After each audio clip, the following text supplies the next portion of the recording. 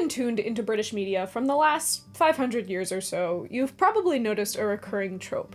Amongst zany characters and crazy fantastical worlds, there's usually one guy there who's just a guy.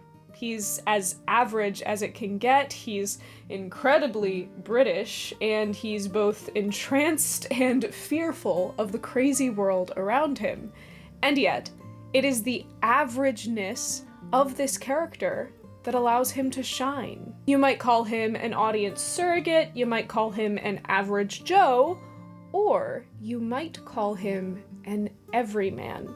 Today, I want to explore the everyman trope using 3 particular examples from literature to see how this trope has changed, what it is, and why it matters. The term everyman originates from a 15th century English play called The Summoning of the Everyman. It was a morality play discussing the salvation of the human soul, in which the concepts of goodness, evil, wit, and wisdom were embodied into characters who surrounded, discussed, and interacted with a human character, a character who was meant to represent all of humankind, an everyman. The trope would obviously grow a lot from this point, but the foundations had been laid. In comparison to the strange world around him, the everyman was unique in his normalcy, and his average qualities served to emphasize the strangeness of those around him. Plus, it gave the audience a great point of view to view this new alien world through. Of course, following the standards set by the summoning of the everyman, these characters tended to overwhelmingly be male and roughly middle-aged. And in the case of British literature, in which these characters had a particular chokehold, they were usually quintessentially British. One of the most iconic of these everyman characters is the partner in crime solving to one Sherlock Holmes, Dr. John Watson. Dr. Watson was created by English author Sir Arthur Conan Doyle in 1887, first appearing in A Study in Scarlet, the first of many Sherlock Holmes stories. Before the events of the story, Dr. Watson served overseas as a military medical officer in Afghanistan. He was discharged due to injury and returned to London with a small pension, looking for a new roommate to make living a bit more affordable. Watson happens to stumble into an old friend from university who introduces him to Sherlock Holmes, who also just so happens to be looking for a new roommate. Holmes is a rather eccentric consulting detective, using his skills of science, reason, and deduction to solve crimes with an almost inhuman skill. Dr. Watson moves in with Holmes and is almost instantly pulled into his orbit, utterly intrigued by his wit and his bizarre habits. Watson explains this infatuation. The reader may set me down as a hopeless busybody when I confess how much this man stimulated my curiosity, and how often I endeavored to break through the reticence which he showed on all that concerned himself. Before pronouncing judgment, however, be it remembered how objectless was my life, and how little there was to engage my attention. My health forbade me from venturing out unless the weather was exceptionally genial, and I had no friends who would call upon me and break the monotony of my daily existence. Under these circumstances, I eagerly hailed the little mystery which hung around my companion, and spent much of my time in endeavoring to unravel it. Dr. John Watson is the lens through which we, the audience, get to unravel the mystery of Sherlock Holmes. Quite literally, canonically, John Watson wrote the stories that we're reading. Towards the end of A Study in Scarlet, John Watson mourns the fact that even though Sherlock Holmes solved this case pretty much himself, the papers report that he only had a very small hand in the matter. The police receive all the credit, despite the fact that they were largely incompetent through the entire process. Holmes is unbothered by this is pretty much what he's used to, but John Watson decides to rectify the matter, writing his point of view of the adventures and publishing it. Watson is our door into this new world of Sherlock Holmes. He is our proxy. He rarely contributes anything to solve the mystery himself, but he is essential to the story's function nonetheless. It is his normalness that allows us to see just how special Sherlock Holmes is. Holmes is nothing if not an anomaly. He is inhumanly intelligent in some ways and utterly inept in others. He doesn't even know that the Earth revolves around the sun instead of the other way around, because apparently that information wasn't important enough to his life for him to remember. And yet, he can figure out the height, the demeanor, and the fingernail length of a man he's never met before, just based off of the way that he scrawled a single word on a wall in human blood. Holmes is mysterious, eccentric, and enchanting, and he's made all the more so by the fact that we are seeing him through the eyes of Dr. Watson. Dr. Watson is not a boring man, but he is average. In fact, I think it's fair to say that he represents almost the exact idealized average of the upper crust member of British society towards the end of the 19th century. He's educated and experienced, but not exactly a genius. He's not obscenely wealthy, but he's certainly comfortable most of the times. He is certain in his masculine British pride, but never overly brutish. And in representing that ideal, there is still something in him that is utterly enraptured by Sherlock Holmes. Watson's boredom and curiosity make him the perfect sounding board for Sherlock Holmes' rapid-fire thinking. His general athleticism and his competence with firearms makes him the perfect adventuring companion, and his social aptitude is the ideal balance for Sherlock Holmes' occasional social ineptitude. Watson is acting as the everyman, the straight man, while also dictating how every man should be. According to early drafts, Sir Arthur Conan Doyle actually came up with the character of Dr. Watson before he had created Sherlock Holmes. And that might sound a little bit crazy, considering that Sherlock Holmes is the title character, but I think it makes some sense. Dr. Watson is the humanity at the heart of these stories. Despite the experiences that he's had in war, he's still shaken by the sight of a body dead from poison. He allows himself to be swept up in the fun and the intrigue of the mysteries, story after story, and again, he is drawn into these stories that are spun around him. Without John Watson, the Sherlock Holmes stories would just be these hollow performances of incomprehensible and unfollowable deductions. Dr. Watson is us, average in almost every way, but still looking for that spark of adventure.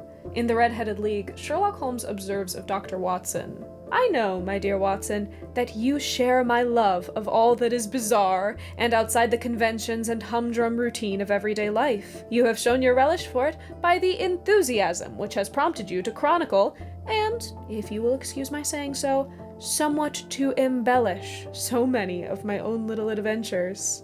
Dr. Watson uses the excitement and the intrigue of Sherlock Holmes to shake off his boredom and indulge himself in a bit of adventure, just as we, the audience, are drawn in by his familiarity and called to imagine and embellish right alongside him. He stands as a reminder that most of us could be like him if we just stayed strong and stayed good people and let ourselves get lost in adventure every now and then. But not all of our everyman stories keep him relegated to being the sidekick. On occasion, the everyman is allowed to become the hero. My favorite example of this is, of course, the Hobbit himself, Bilbo Baggins. The Hobbit was published in 1937 by J.R.R. Tolkien, who certainly would have encountered Dr. Watson and Sherlock Holmes at some point in his literary journey, but Bilbo Baggins is far from being a John Watson copy. First off, I wouldn't say that he embodies this idealized version of elegant Victorian masculinity. The first chapter of The Hobbit is dedicated to convincing us that Bilbo Baggins is just about as bland as they get. Hobbits, on the whole, are rather bland, but Bilbo Baggins does it better than anybody else. The Bagginses had lived in the neighborhood of the hill for time out of mind, and people considered them very respectable, not only because most of them were rich, but also because they never had any adventures or did anything unexpected. You could tell what a Baggins would say on any question without the bother of asking him.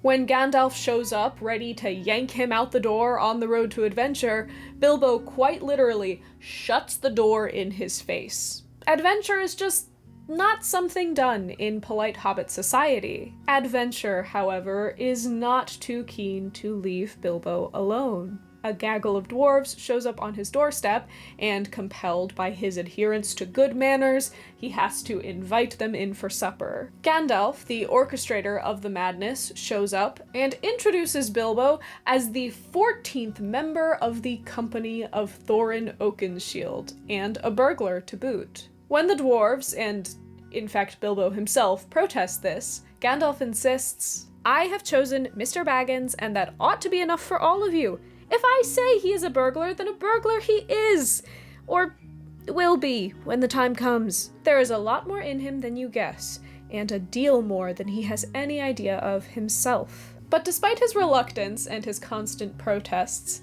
by the end of the night, Bilbo feels something change inside him. The dwarves sit down to sing about the misty mountains and the silver moon, and Bilbo is transfixed. As they sang, the hobbit felt the love of beautiful things made by hands and by cunning and by magic moving through him. A fierce and a jealous love, the desire of the hearts of dwarves. Then something tookish woke up inside him, and he wished to go and see the great mountains, and hear the pine trees and the waterfalls, and explore the caves, and wear a sword instead of a walking stick. He looked out the window. The stars were out in a dark sky above the trees. He thought of the jewels of the dwarves shining in dark caverns. Suddenly, in the wood beyond the water, a flame leapt up, probably somebody lighting a wood fire, and he thought of plundering dragons settling on his quiet hill and kindling it all to flames. He shuddered, and very quickly he was plain Mr. Baggins of Bag End Under Hill again. In his own special way, Bilbo represents a new everyman ideal. It is perhaps not quite as flattering as the unshakable Dr. Watson, but it is more realistic. Bilbo is stubborn, an unforgivable busybody. He is insular and grumpy, just like all hobbits should be. But underneath that, and perhaps underneath all of us, there is a spark of tookishness. And while that spark can be ignored for the sake of propriety, it only takes the right kind of nudge for it to blaze to life, scorching away the remnants of polite society in its flames. The next morning, urged by Gandalf, and inspired by something that he never did quite identify, Bilbo dashes out the door after the dwarves, and his adventure begins. But just because he has one foot out the door doesn't mean that Bilbo went full took. Throughout the journey, he is constantly thinking back to home, to his comforts, to his food, to his armchair, to his life. And yet, throughout all of this homesickness, like it or not, Bilbo begins to look an awful lot like a hero. Using his wit and stealth, Bilbo saves the dwarves time and time again from trolls, from wargs, and from elves. He finds true bravery along the journey, even most astonishingly, standing up to the corruption eating away at the great Thorin Oakenshield. By the end of the story, Bilbo stands on a precipice, where he is both a hero, but also still essentially very much himself. And this earns him the privilege, at the end of the Battle of the Five Armies, to be the one that holds King Thorin Oakenshield as he passes on. "Farewell, King Under the Mountain," Bilbo said. "This is a bitter adventure if it must end so, and not a mountain of gold can amend it. Yet I am glad that I have shared in your perils. That has been more than any Baggins deserves." "No," said Thorin. There is more in you of good than you know, child of the kindly West. Some courage and some wisdom blended in measure. If more of us valued food and cheer and song above hoarded gold, it would be a merrier world. But sad or merry, I must leave it now. Farewell. Bilbo has become a hero. He's become deserving of honor and admiration and great epics being told about him. But that was not by magically transforming into some kind of a Beowulfian hero of old. It was by firmly remaining himself. Bilbo fought not for glory or grandeur, but for the right to return home and to give the dwarves a home to return to. He never ever came to desire gold or wealth or power. He just wanted the comfort of a good home. It is in Bilbo that one of the most important messages of The Hobbit comes through. Bilbo is no doubt intended to be an everyman of sorts. All of the hobbits are, even through The Lord of the Rings. And they're not intended to be brave or strong. They're, essentially just short British people. And yet, with their humility, by embracing their smallness, they are able to become so much more. Tolkien makes his protagonist an everyman out of a desire to show just how special being unspecial can be. In all of us, I would say, there is an endless tug of war between comfort, between safety and home, and the wildness of the outside world, with all of its potential for fear, for loss, and for joy unimaginable. But we don't have to choose between those two options. There can, in all of us, exist both a hobbit and a hero, and Tolkien uses the character of Bilbo Baggins to show us that. But Bilbo isn't just a balm for the average soul. He also acts, most importantly, as a gateway into the fantasy. The Shire is, for all intents and purposes, basically just 19th century England. There's no magic, there's no fantasy, and the most historically significant event to happen there was arguably the invention of the game of golf. But because of this, because this is all that Bilbo knows, it allows us to see Middle-earth through his eyes, which are quite a bit like our eyes. Its beauty and its horror are magnified by the fact that this is all new for Bilbo. Tolkien believed that one of the primary abilities of fantasy is something he called recovery. Fantasy allows us to see our own world with new eyes. He describes, we need, in any case, to clean our windows, so that the things seen clearly may be freed from the drab blur of triteness or familiarity.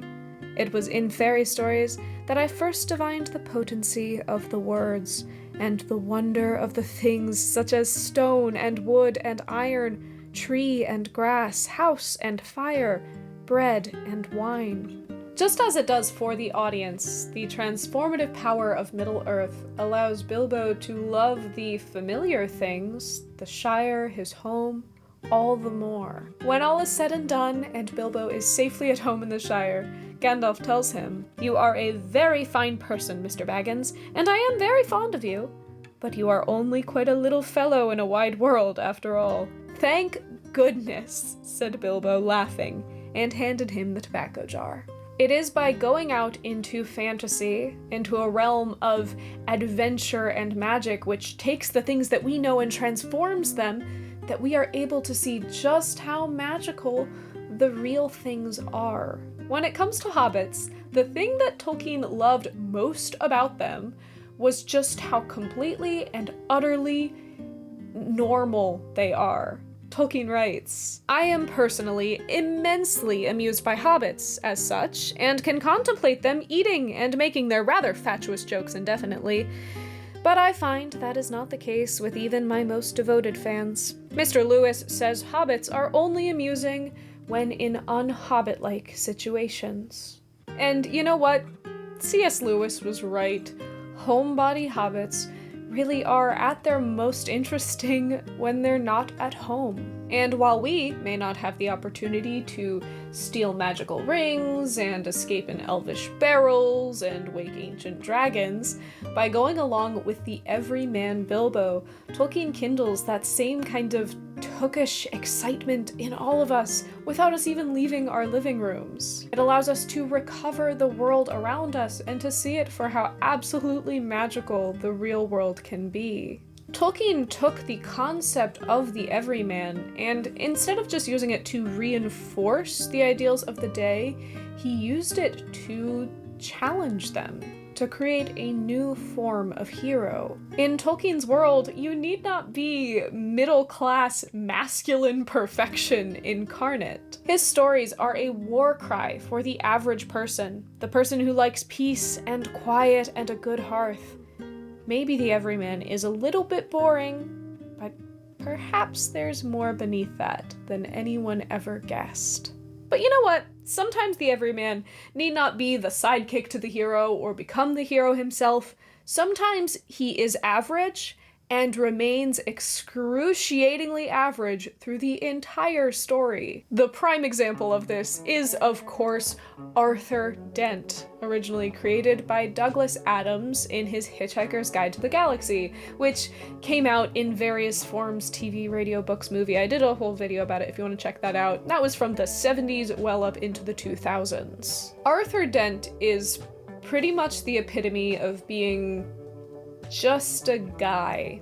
He works a job at a radio station, a job which he doesn't hate or love. His house kind of sucks, but he does like it enough that he's pretty upset when he wakes up one day to find it's about to get bulldozed, and he is none too happy when he has to hitchhike off of planet Earth because it's about to be destroyed to make room for a new hyperspace bypass by a whole bunch of aliens. As he's launched on this magnificent galaxy-spanning adventure, Arthur manages to hang onto his backbone of general displeased apathy. He finds out that his friend from Earth, Ford Prefect, is actually an alien from a distant planet who is just on Earth to do research for The Hitchhiker's Guide to the Galaxy, a book that's supposed to help hitchhikers get around for less than $30 Altarian a day. But what's more of a blow than all of this world-changing information is the fact that in everything that we have accomplished on Earth, in everything that we are, the only entry that The Hitchhiker's Guide to the Galaxy has for us is the words, "mostly harmless." "You know," said Arthur, "it's at times like this, when I'm trapped in a Vogon airlock with a man from Beetlejuice and about to die of asphyxiation in deep space, that I really wish I'd listened to what my mother told me when I was young." "Why? What did she tell you?" "Oh, I don't know, I didn't listen." "Oh," Ford carried on humming. "This is terrific," Arthur thought to himself. "Nelson's column has gone, McDonald's has gone, and all that's left is me and the words, 'mostly harmless.' Any second now, all that'll be left is mostly harmless. And yesterday the planet seemed to be going so well." It is Arthur's firm attachment to the little things, to newspapers and McDonald's, that makes him so painfully relatable. He is the quintessential everyman. His averageness makes characters like Ford Prefect, the intergalactic hitchhiker, or Zaphod Beeblebrox, the two-faced idiotic president of the galaxy, or Slarty Bartfast, the ancient planet manufacturer, seem glamorous and really exciting by comparison. Arthur, like Bilbo, gives us fresh, untarnished eyes with which to see the marvels of the universe. But unlike Watson or Bilbo, Arthur Dent really doesn't tend to rise to the occasion and overcome his normalcy and become something so incredible. He just endures. He experiences marvels, of course. He sees the end of the universe as part of a dinner show. He learns how to fly. He kinda, sort of, in a way, saves the universe, at least on one occasion. But none of these experiences are able to, in any fundamental way, shift the way that Arthur looks at the world. The prime example of this is that after 4 years of being trapped completely alone on prehistoric Earth, Arthur is reunited with Ford Prefect, And in any other story, this would be a huge reunion. You know, Arthur's been going crazy with the isolation, and Ford was one of his best friends back on Earth, but this is The Hitchhiker's Guide to the Galaxy, so when they are reunited, it plays out like this. He felt strange. After nearly 4 years of total isolation, he was so pleased and relieved to see Ford that he could almost cry. Ford was, on the other hand, an almost immediately annoying person. No matter what he goes through, the universe is not going to stop being a largely agitating and arbitrary place. Really annoying people like Ford or Zaphod are still gonna be annoying even if they are spacemen. And really, Arthur is going to remain Arthur. Unlike Watson, who's dazzled by Sherlock Holmes, or like Bilbo, who's dazzled by Middle-earth and are changed by their experiences in some ways, Arthur just stays fairly unaltered by the universe and by his experiences. Now, that is not to say that he doesn't change at all. At first, Arthur is very irritated, just completely miffed by everything that's happening to him, and by the end of the story, he's sunk into the mires of a kind of just annoyed complacence. But maybe, as uncomfortable as that sounds, there is a sort of heroism to that. In fact, Douglas Adams has said outright that he sees Arthur Dent as a hero. In England, our heroes tend to be characters who either have, or come to realize that they have, no control over their lives whatsoever. Arthur may not seem like much of a hero to Americans. He doesn't have any stock options, he doesn't have anything to exchange high fives about around the water cooler, but to the English, he is a hero. Terrible things happen to him. He complains about it a bit, quite articulately, so that we can really feel it along with him, then calms down and has a cup of tea. My kind of guy. I've had a certain amount of difficulty over the years in explaining this in Hollywood. I'm often asked, yes, but what are his goals? To which I can only respond, well, I think he'd just like all this to stop, really. The Hitchhiker's Guide to the Galaxy represents a pretty important shift in the everyman trope. He isn't any less important, he can still be the centerpiece of a story, but he also doesn't need to make us all feel better about the way that we are. He's not Watson, who is, despite not being Sherlock Holmes, a very competent and successful person in his own right. He doesn't have to be Bilbo, who always rises to the challenges put before him, even if reluctantly, and uses his humility and his innate wisdom to overcome these problems. Instead, Arthur Dent is an everyman who manages to remain unfailingly unimpressive, unmotivated, and astonishingly average. And I think it's good for this trope to have some flexibility to it, especially as we are moving forward into the modern era. Characters like Dr. Watson and Bilbo Baggins may have laid the foundations, but characters like Arthur began to break the mold and show what this was truly capable of. The everyman doesn't have to be the cream of the crop, and he doesn't have to remind us that we all could be heroes in our own ways. He can also suck. He can represent us at our very worst, at our most stubborn, our most unchanging, our most ungrateful, and it can still make for engaging, entertaining, and enlightening literature. Along with this, I think we've also seen things start to shift away from the everyman having to be quintessentially white, male, and British. Because while that may have been perceived as the exact average of middle-class society in the days of Doyle or Tolkien, I wouldn't say that's true anymore. Nowadays, we are getting everymen that don't necessarily fit that exact mold. The trope is stretching and changing just like stories always do. And as someone who, isn't necessarily male or British, I can attest to the fact that it is really nice to see this trope being stretched and expanded to fit more people and to be appropriate for more people, and I am really excited to see what people do with it going forward. Because by creating an everyman character,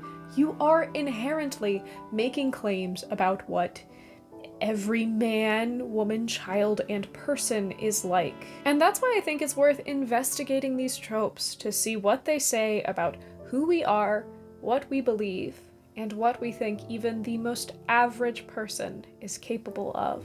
I would love to do some more videos like this one, taking a particular trope and tracing it through literature and media. So if you have any particular tropes or pieces of media you want me to pursue, let me know in the comments below. If there is a link to The Lord of the Rings with these tropes, that's great, but it's not necessarily a requirement. I've been dipping my toes more into other literature lately, and honestly, that has been very refreshing and keeping me from going into total Tolkien burnout. Like this video if you learned something new or it got you thinking, and do consider subscribing if you want to join our community and come back every single week. And my Patreon is linked in the description if you want to chat with me on Discord or get your hands on some very cute Hobbit rat stickers. Thank you so much for joining me, and I hope that you have a very happy, hobbity day.